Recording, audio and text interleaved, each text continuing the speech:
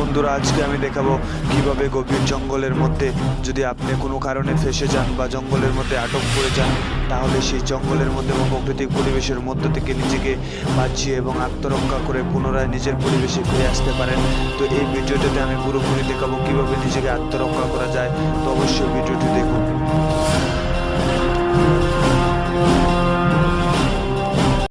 Hey guys, welcome to my channel your Balla LLB. তো আজকে আমি তোমাদেরকে দেখাবো কিভাবে কঠিন পরিস্থিতির মধ্যে এবং পরিবেশের মধ্যে ফেসে গেলে কিভাবে এই পরিবেশের মধ্যে থেকে হিংস্র জীবজন্তুর মধ্যে থেকে নিজেকে কিভাবে আত্মরক্ষা করতে পারবে এবং সেখান থেকে পুনরায় তুমি তোমার পরিবেশে ফিরে যেতে পারবে। তো আজকে আমি সেই সব ট্রিক্স নিয়ে বলবো যে কিভাবে তুমি পরিবেশের মধ্যে নিজেকে আত্মরক্ষা করবে। পরবর্তী সময় নিয়ে আসবো তোমাদের জন্য জাকাস এন্ড ফারুদার ভিডিও, সেই সব পরিবেশের মধ্যে থেকে কিভাবে নিজেকে বাঁচা যায় সেই ভিডিও। তো অবশ্যই লাইক, শেয়ার অ্যান্ড সাবস্ক্রাইব করবেন এভাবে প্রতিটি ভিডিও দেখার জন্য।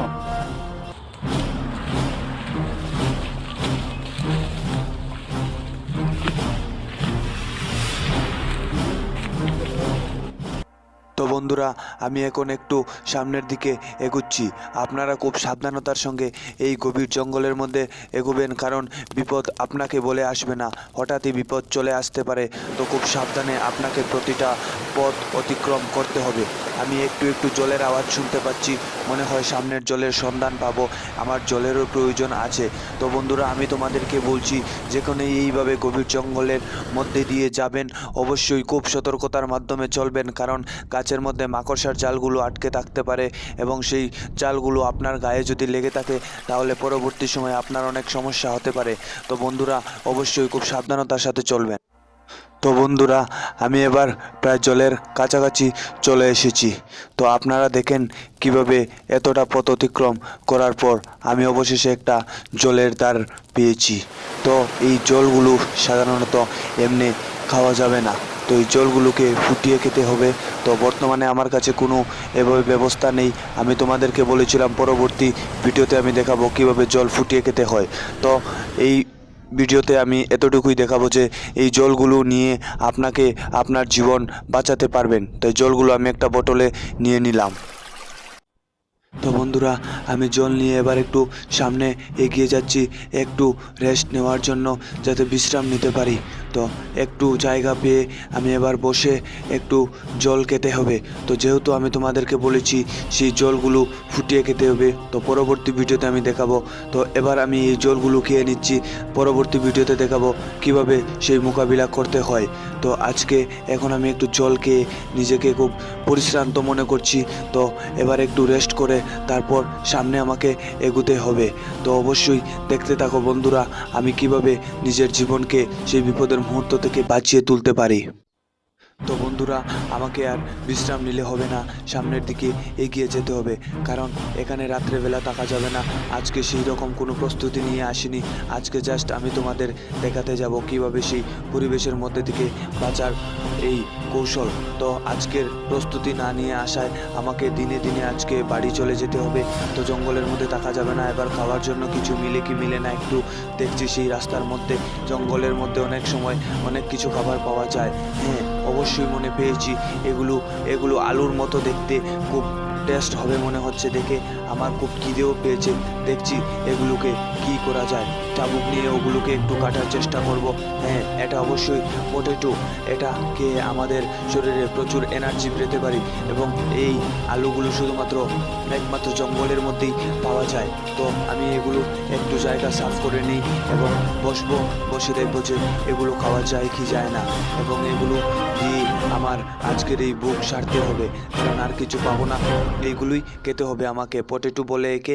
তো আমি দেখি এবার কি করতে পারি। এই পটেটোগুলোকে হয়তো আমার শরীরে একটু এনার্জি আসতে পারে, কারণ না খেয়েও বাঁচবো না, আর খেয়েও আমার কোনো একটা ততটা লাভ হবে না। তো এবার এগুলোকে একটু দেখি পরিষ্কার করে কি করা যায়। খাওয়ার মতো হলে তাহলে এবার খাবো। খুব পরিশ্রান্ত হয়েছি আজকে এতটুক এই জঙ্গলের মধ্যে পথ অতিক্রম করার পর। তো এইভাবে কঠিন পরিবেশের মধ্যে আমি নিজেকে সামলাতে খুব ভালো লাগে এবং মানুষকেও সতর্ক করতে খুব ভালো লাগে, এবং এইভাবে এইভাবে মানুষের পাশে দাঁড়াতেও ভালো লাগে। তো আমি দেখছি কি এই খাবারগুলো খাওয়া যায়। হ্যাঁ, মনে হয় খাওয়া যাবে। হ্যাঁ, একটু টেস্ট আছে, তবে ততটা না, কারণ এগুলো তো আর এই সেই বাড়ির মতো রান্না করার জিনিস নয়, জঙ্গলের জিনিস জঙ্গলের মতনে খেতে হবে। তাহলে এবার খেয়ে দেখছি। তো বন্ধুরা, আমি আবার এগোতে থাকলাম সামনের দিকে, কারণ আমাকে আজকের এই দিনের মধ্যে পৌঁছতেই হবে। তো যখনই আপনি রাস্তা দিয়ে যাবেন খুব সতর্কতার সঙ্গে চলবেন, কারণ এই রকম জায়গার মধ্যে অনেক সাপ তারপর জীবজন্তু আসতে পারে এবং আপনাকে সতর্ক থাকা একান্ত প্রয়োজন। তাছাড়া রয়েছে এখানে অনেক রৌদ্র, সূর্যের তাপে আমার একদম শরীরটা গরম হয়ে যাচ্ছে। সূর্যের কিরণ থেকেও একটু বেঁচে থাকার চেষ্টা করবেন, কারণ আপনি যদি বেশি রৌদ্রে হাঁটেন তাহলে হয়তো আপনার শরীরে অনেক সমস্যা দেখা দিতে পারে। তাহলে সামনে অবশ্যই দেখে দেখে এগুবেন এবং রাস্তার মধ্যে জঙ্গলগুলোকে অতিক্রম করতে খুব সাবধানে করবেন। হঠাৎ করে পা পিছলে হয়তো এইভাবে পড়ে যেতে পারেন, তারপর আপনার জীবনে অনেক কষ্ট চলে আসতে পারে। তাই অবশ্যই দেখে দেখে এই পথগুলো অতিক্রম করবেন। তো বন্ধুরা, আমি সামনে দেখতে পাচ্ছি কয়েকটা বানর। এই দেখেন ওই রাস্তার পাশে দিয়ে চলে যাচ্ছে বানর।